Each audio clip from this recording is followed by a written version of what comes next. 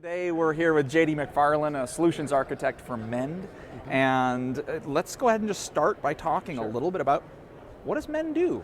Mend is a patient engagement platform. We're known for telehealth, but we also offer a full suite of patient engagement tools.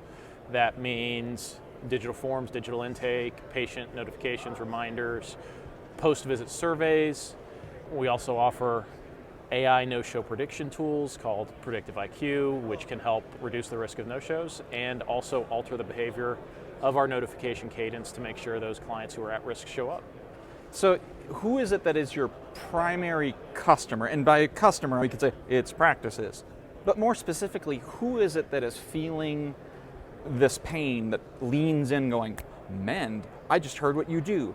I want to go to there. Practices, all of them. Hospital systems, health systems.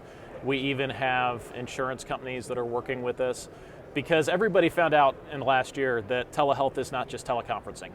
So if you're going to have a video session, you need to be able to collect the payment. You need to be able to get all your consents signed. Hopefully, and this is where Health Jump comes in, you want to send that data back to the EHR so you don't have to manually transcribe all that.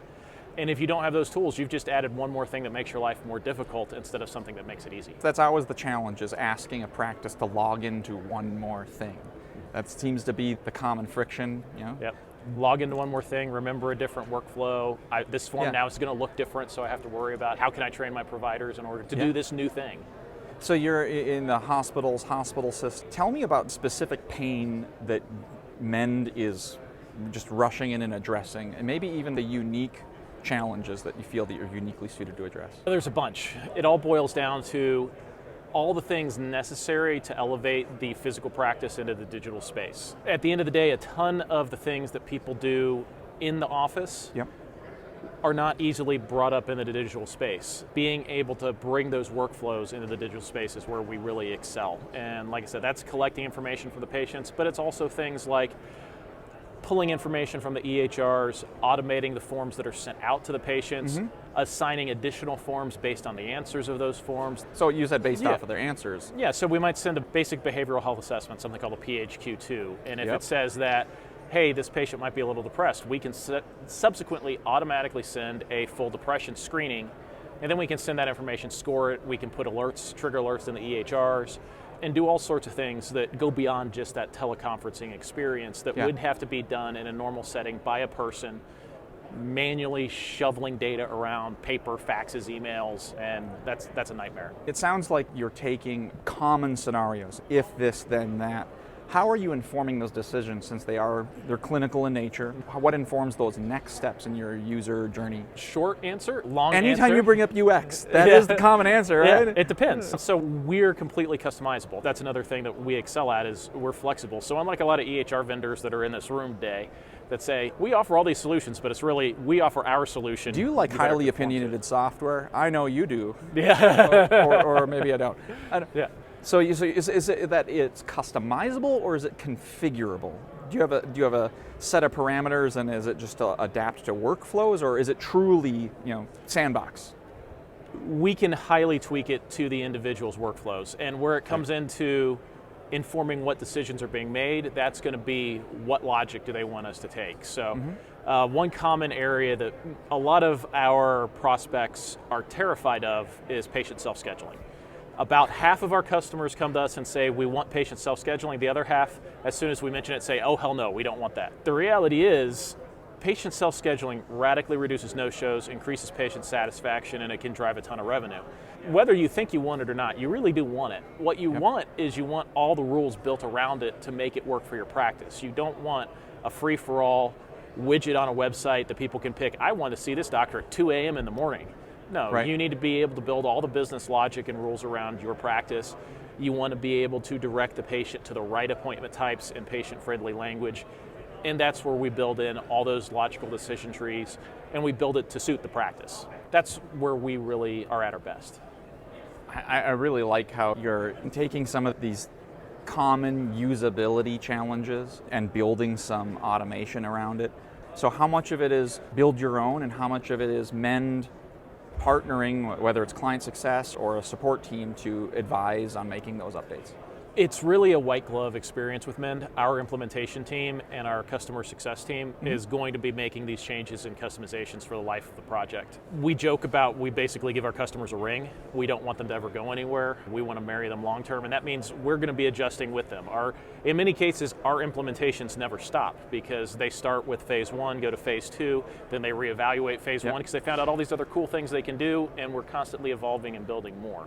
You answered my next question. How do you maintain accountability or governance around changes that may be the right change now, but welcome to software. It changes. It's always changing. So it sounds like that white glove experience. Do you have like check-ins, or what does that cadence look like to be working with Mend? It depends on the customer. So Get with that answer. Yeah, No, I love it. Depends. In healthcare is extremely different from provider to provider, and they need different cadences. So we work with some hospitals that they really run the show. They have their own change control process, and we're showing up at their meetings.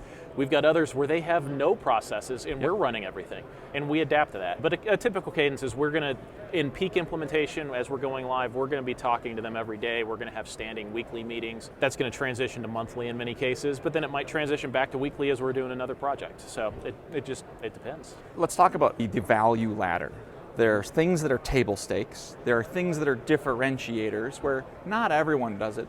And then there's your premium differentiators, the things that you're doing that are truly unique. So knowing that telehealth is a table stakes conversation, what is it that the Mend experience is doing to not just look at differentiators, but do you feel that there's any premium differentiators that sets you apart from? There's a couple. First of all, implementations and that customer success experience. But another one, which I haven't mentioned, is our support team. We offer full support based here in the United States, primarily in Orlando, near our headquarters, for both patients and providers. Anybody looking at our app, no matter what feature, it's telehealth, whether it's forms, patient self-scheduling, they're always going to have access to our support team through a click. They respond on average in 13 seconds, and the average time to resolution is 3 minutes. And that's impressive. We support multiple languages. We want to extend our product to as many people as possible, so that means easing the ability to work with translation services, ultra low bandwidth requirements. We actually just released a new release yesterday, and we can support video calls on 2G, which, coming from healthcare IT, I used to have a phone system that required more bandwidth just for audio than we require for video. It's crazy, but we want to work for as many people as we can. I can't wait till we're using Starlink and talking to somebody on Mars or the moon. We want to make sure that wherever you're at, you can get the telehealth you need. That is fantastic. So where do you see the future of Mend going? Hopefully world domination. Excellent. You're talking about how Mend is uniquely addressing these challenges. Where in the conversation are people starting to lean in going, what? So it usually comes down to the customization and the automation. Being able to make less work for the providers is what they ultimately care about. Provider time is their number one expense. It's their number one frustration point.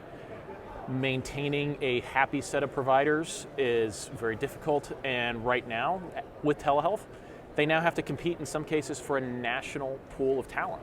It is critical that people make their providers happy and their lives easier, and that comes with automation. And the support has gotten more difficult because now people are working at home, and the IT infrastructure is not as simple as it used to be. It was great once upon a time when you had this nice, perfectly manicured corporate network with wonderful QoS VLANs for your video traffic and dedicated video endpoints. Now you've got to deal with connecting to Epic via terminal services on someone's maybe personal device on their 15-year-old Linksys router that they say is connected to gigabit Ethernet. And their kids are watching Netflix or doing remote learning at the same time. And you may or may not require them to tunnel in through a VPN at the same time. Yeah, no big deal. No big deal. And so our team is used to working with that, and we're used to working hand in hand with the IT team to do the testing in advance, test with the providers, and make sure those road bumps or bumps in the road are smoothed out as much as possible.